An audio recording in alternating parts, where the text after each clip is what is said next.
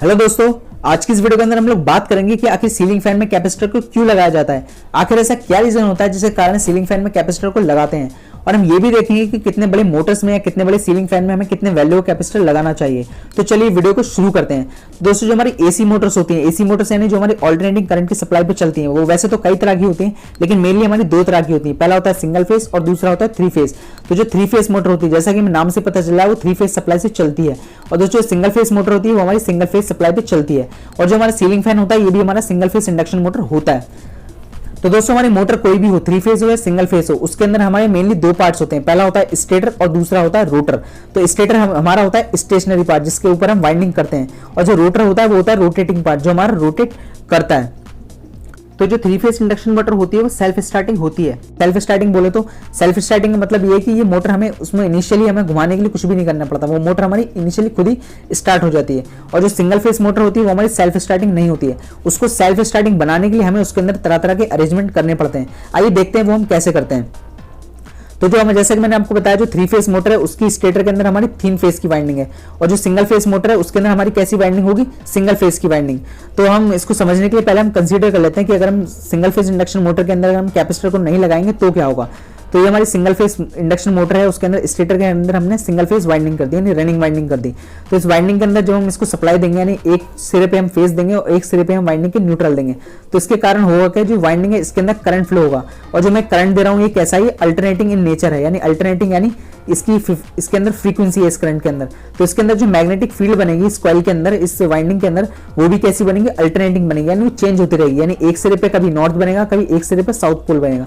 तो उसके कारण होगा क्या कि दोनों जगह पे जो पोल है, जो ये जो मोटर के जो पोल बनने हैं नॉर्थ और साउथ, ये इंटरचेंज होते रहेंगे, यानी चेंज होते रहेंगे बार बार। तो चेंज होने के कारण क्या होगा, जो मैग्नेटिक फील्ड होगा अल्टरनेटिंग होगा। और जैसे कि मैंने आपको बताया कि जिसके अंदर रोटर है, तो रोटर कैसा है, हमारा रोटर हो गया हमारा रोटेटिंग पार्ट। और रोटर जो है दोस्तों, ये हमारे जो स्टेटर है इससे कभी भी इलेक्ट्रिकली कनेक्टेड नहीं रहता है, ये इससे थोड़ा सा दूर रहता है, यानी इसके बीच में एयर गैप होता है, कोई भी इनके बीच में आपस में कनेक्शन नहीं होता है। कनेक्शन होता है तो खाली मैग्नेटिकली होता है। तो जो ये वाइंडिंग के अंदर जो मैग्नेटिक फील्ड बना है, ये मैग्नेटिक फील्ड हमारा लिंक करता है किससे, जो हमारा रोटर है उसके कंडक्टर्स से।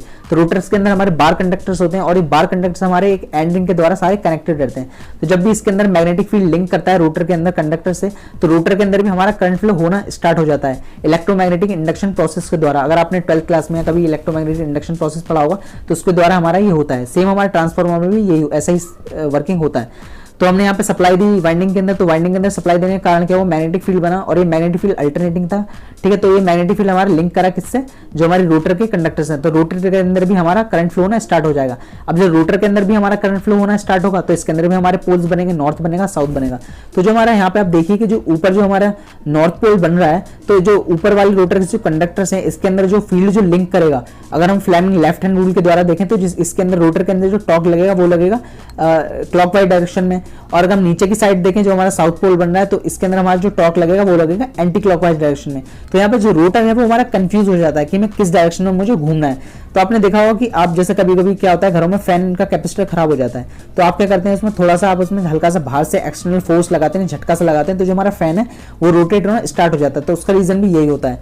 तो एक रोटर है वो हमारा कंफ्यूज हो जाता है कि मुझे किस डायरेक्शन में मूव होना है, मैं एंटी क्लॉकवाइज डायरेक्शन में घूमूं या क्लॉकवाइज डायरेक्शन में घूमूं। और दोस्तों, जो हमारी थ्री फेस इंडक्शन मोटर होती है वो सेल्फ स्टार्टिंग होती है। वो सेल्फ स्टार्टिंग क्यों होती है, क्योंकि उसके अंदर हमारी तीन फेस की वाइंडिंग होती है, और जब तीन फेस की वाइंडिंग के अंदर हम करंट देते हैं, थ्री फेस सप्लाई देते हैं, तो थ्री फेस सप्लाई के देने के कारण उसके अंदर रोटेटिंग मैग्नेटिक फील्ड बनता है, इसलिए वो थ्री फेस इंडक्शन मोटर हमारी सेल्फ स्टार्टिंग होती है। अब इस सिंगल फेस इंडक्शन मोटर को हमें सेल्फ स्टार्टिंग बनाने के लिए जो हमें काम करना है मेन, वो करना है हमें रोटेटिंग मैग्नेटिक फील्ड बनाना है। अब हम रोटेटिंग मैग्नेटिक फील्ड जो बनाते हैं उसके लिए हम तरह तरह के अरेंजमेंट करते हैं। तो इसके अंदर हम करते हैं क्या है, सिंगल फेस इंडक्शन मोटर के अंदर हम दो वाइंडिंग करते हैं। पहला करते हैं हम सिंगल फेस वाइंडिंग, और पहला करते हैं स्टार्टिंग वाइंडिंग, और दूसरी होती है हमारी रनिंग वाइंडिंग, यानी एक वाइंडिंग मोटर को स्टार्ट करेगी और एक वाइंडिंग मोटर को चलाएगी। ठीक है, तो हमने इसके अंदर क्या करा, रोटेटिंग मैग्नेटिक फील्ड बनाया इस मोटर के अंदर दो फेस के अंदर, क्योंकि इसके अंदर हमने दो कॉइल कर दी। तो पहला हो गया हमारे यहाँ इसके अंदर हमारा रनिंग कॉइल और रनिंग वाइंडिंग, और दूसरा हो गया हमारा स्टार्टिंग वाइंडिंग। और स्टार्टिंग वाइंडिंग के साथ हम एक कैपेसिटर लगाते हैं। और दोस्तों, कैपेसिटर का ये रीजन होता है कि जो कैपेसिटर है उसका एसी करंट के, जब उसके साथ हम एसी करंट के साथ जब हम कैपेसिटर को लगाते हैं तो उसका रीजन बहुत, मतलब उसका काम जो होता है बहुत यूनिक हो जाता है। बोले तो कि जो उसके अंदर जो वोल्टेज है या करंट है वो आपस में एक दूसरे को लीड करते हैं, ठीक है। तो उसके कारण क्या होता है, इन दोनों जो वाइंडिंग है, यानी ये दोनों जो वाइंडिंग है, इनके अंदर फेज डिफरेंस क्रिएट हो जाता है। तो जैसे कि हमें पता है जो हमारी 3 फेज सप्लाई होती है, 3 फेज सप्लाई के अंदर 3 फेज होते हैं और तीनों फेज के अंदर हमारा 120 डिग्री का एंगल होता है, ठीक है, फेज एंगल होता है। इसी तरह जो हमारे ये हमने जो इंडक्शन मोटर है इसके अंदर जो हमने 2 फेज बना है, तो इन दोनों फेज के अंदर हम दोनों जो वाइंडिंग है उनके अंदर हम क्या कर रहे हैं, 90 डिग्री का फेज डिफरेंस क्रिएट कर रहे हैं, जिसके कारण होगा कि 90 डिग्री का फेज शिफ्ट क्रिएट करने के कारण जो मोटर है इसके अंदर कभी स्टार्टिंग वाइंडिंग में करंट जीरो होगा तो कभी मेन वाइंडिंग में करंट जीरो होगा। जब भी हम इसको सप्लाई से जोड़ेंगे मोटर को तो कभी स्टार्टिंग वाइंडिंग में करंट जो होगा कभी जीरो होगा और रनिंग वाइंडिंग में हाई होगा। तो इसके कारण दोनों वाइंडिंग के अंदर जो करंट है वो एक साथ नहीं फ्लो होगा, वो थोड़ा बहुत रुक के फ्लो होगा। कभी इसके अंदर करंट जीरो है तो कभी इसके अंदर मैक्सिमम है। तो उसके कारण होगा कि जो मोटर है इसके अंदर जो मैग्नेटिक फील्ड बनेगा वो कैसा बनेगा, रोटेटिंग बनेगा, क्योंकि कभी इस सिरे पे नॉर्थ बन रहा है, कभी इस सिरे पे साउथ बन रहा है। तो इसके कारण होगा कि मैग्नेटिक फील्ड जो बनेगा उसका जो नेचर होगा वो रोटेटिंग मैग्नेटिक फील्ड होगा। और जो मैग्नेटिक फील्ड जब रोटेटिंग होगा हमारा, तो इसके अंदर जो हमारा रोटर लगा हुआ है, रोटर के अंदर भी हमारा जो मैग्नेटिक फ्लक्स उससे भी लिंक करेगा, लिंक करने के कारण रोटर के अंदर भी करंट फ्लो होगा।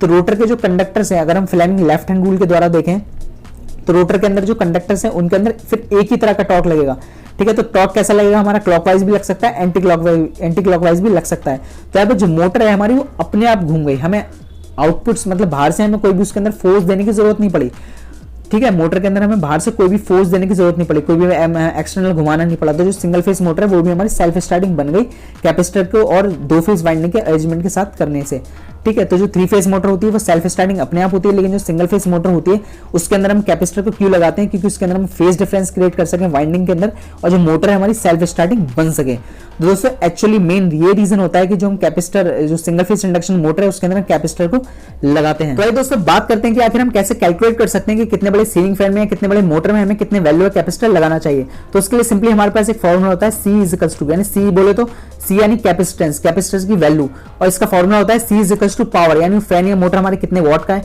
Multiply efficiency. इफिशियंसी क्या होता है कि किसी भी मशीन के अंदर हम कितना इनपुट पावर कर रहे हैं और वो आउटपुट में हमें कितना पावर दे रही है, तो वो होता है उसका इफिशियंसी। मान लीजिए हम किसी मोटर के अंदर हम पावर दे रहे हैं 100 वॉट और हमें आउटपुट में जो पावर मिल रहा है वो मिल रहा है हमें 80 वॉट, तो यहाँ पर जो मशीन का इफिशियंसी हो गई वो हो गई 80%। और दोस्तों हमारी किसी भी मशीन की इफिशियंसी आइडियल नहीं होती है, आइडियल यानी हम जितना इनपुट पावर दे रहे हैं हमें आउटपुट में सेम उतना पावर नहीं मिलता है, क्योंकि इसके अंदर कुछ ना कुछ हमारे लॉसेस भी होते हैं। तो यहाँ पे जो फैन है उसकी इफिशियंसी को हम मान लेते हैं कि फैन की इफिशियंसी हमारी 80%, और फिर मल्टीप्लाई हमारा 1000 क्या है हमारा 1000 हमारा फॉर्मूले के हिसाब से, और इसको पूरे को हम डिवाइड कर देंगे किससे, V स्क्वायर, V यानी हम कितने वोल्टेज पे उस फैन को उस मोटर को ऑपरेट कर रहे हैं, और मल्टीप्लाई फ्रीक्वेंसी यानी हर्ट्ज, यानी जाहिर सी बात है कि अगर ऑल्टरनेटिंग करंट है तो वहां पे फ्रीक्वेंसी होगी। तो इसके लिए सिंपली हम सारी वैल्यू को पुट करते हैं। तो पंखे की हम जो वॉटेज है वो मान लेते हैं हमारे 70 वॉट मान लेते हैं, और जो हमारा एफिशिएंसी है वो हो गया 80 वॉट, सॉरी 80, और मल्टीप्लाई 1000 क्या है हमारा फॉर्मूले के हिसाब से, और 220 मल्टीप्लाई 220 यानी वोल्टेज का स्क्वायर, और मल्टीप्लाई 50 हर्ट्ज, फ्रीक्वेंसी हो गई हमारी 50 हर्ट्ज। तो यहाँ पर जो हमारी वैल्यू निकल के आती है वो आएगी हमारी 2.31 माइक्रोफैरेड, यानी इतने वैल्यू का कैपेसिटर हमें लगाना पड़ेगा अगर हमारा कोई भी सीलिंग फैन 70 वॉट का है और वो 220 वोल्ट पे ऑपरेट हो रहा है। तो जैसे अब मार्केट में दोस्तों यूजुअली 2.31 माइक्रोफैरेड का कैपेसिटर अवेलेबल नहीं होता, तो उसके लिए हम क्या करते हैं वहां पे 2.5 माइक्रोफैरेड का कैपेसिटर लगा देते हैं। या दोस्तों आपने कई बार ऐसा भी सुना होगा कि किसी एरिया में अगर हमारा वोल्टेज कम आता है तो वहां पे हम क्या करते हैं कैपेसिटेंस की वैल्यू बढ़ा देते हैं, जैसे कभी कभी हम 3.25 का लगा देते हैं या कभी कुछ कर देते हैं, उसका डिपेंड करता है बहुत सारे फैक्टर्स पे। तो कभी कभी वोल्टेज कम आता है तो वहां पे हम उसको उसकी जो कैपेसिटर की वैल्यू उसको हम बढ़ा देते हैं। जैसे कि मैं फॉर्मूले से ही पता चल रहा है जो कैपेसिटेंस होता है किसी भी कैपेसिटर का वो इनवर्सली प्रोपोर्शनल होता है किसकी, जो हम उसमें अप्लाइड वोल्टेज कर रहे हैं। तो दोस्तों इस तरह से हम किसी भी मोटर में या किसी भी सीलिंग फैन में हम कितने वैल्यू कैपेसिटर लगाना चाहिए उसको हम कैलकुलेट कर सकते हैं। दोस्तों अगर आप अपनी नॉलेज को और इंप्रूव करना चाहते हैं तो सिंपली आप हमारी वेबसाइट पर जा सकते हैं। वेबसाइट का नाम है www.informationthikana.com, या इस वीडियो को डिस्क्रिप्शन में भी हमने अपनी वेबसाइट का लिंक दे रखा है, आप वहां पर जाइए और वहां जाके आप ढेर सारे आर्टिकल्स पढ़िए और अपनी नॉलेज को इंप्रूव करिए। तो दोस्तों आई होप सीलिंग फैन में कैपेसिटर क्यों लगाते हैं और हम कैसे कैपेसिटर की वैल्यू को कैलकुलेट कर सकते हैं इसके बारे में आज आपने बहुत कुछ जाना होगा। आपको वीडियो कैसा लगा हमें कमेंट में जरूर बताइए। वीडियो को लाइक एंड शेयर कर दीजिए। अगर आपने चैनल को अभी तक सब्सक्राइब नहीं किया तो चैनल को भी सब्सक्राइब कर लीजिए इसी तरह के वीडियोस पाने के लिए। इस पार्टिकुलर वीडियो में इतना ही, मिलते हैं अगली वीडियो में, तब तक टिल देन गुड बाय।